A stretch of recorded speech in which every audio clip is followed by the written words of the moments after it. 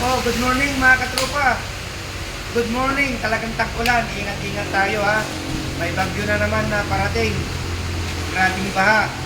Kaya huwag tayong lumabas ng bahay natin para safety tayo mga katropa.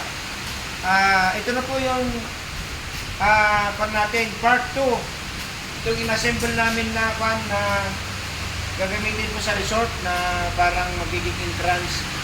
Yung mga ikakasal, yung may debut. So ito po yung gagamitin. Dadaan po dito. Yung may mga design po yan. Malagyan po ng design. So ito na po yung second part natin. Nung una po, mga katropa, yung frame lang muna. Then after frame, ito na po, nalagyan na natin ng marine plywood. Ito po, oh. So ipipix na po nila ito. I-rebits po nila, mga katropa. After po na ma-rebits na po natin ito, maayos na yung pagkakalagay ng plywood. Ang susunod naman po natin dito, part 3, yung painting. Papasok naman po dito ng painting, siya naman ang gagawa. Yung pintor natin na mahusay. Tapos po, lalagyan natin dito ng mga design niya. May husky po na kulay, na design, para po magandang tignan.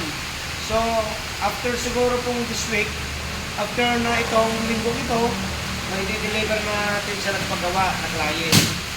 So, ano pong masasabi nyo mga katropa? Slowly but surely. Ito na po yung second part natin ha. Tingnan nyo naman, tignan nyo po. Yan o. Diba mga katropa? Putan mo Dito po sa loob pala mga katropa, may pabigat para hindi siya matumba. Naglanday kami ng kahoy na pabigat. Ito po, kabilaan. Solid po na kahoy ito. Para po mabigat siya sa ilalim, hindi siya kayang tangayin ng hangin. So ito po, kaya steady lang po yung pagkakatayo niya, mga katropa. Ayan po siya, oh. Huwag niyong kalimutan po mag-subscribe sa aking channel, ha. Eugene Ascanio Vlog, YouTube, mga katropa.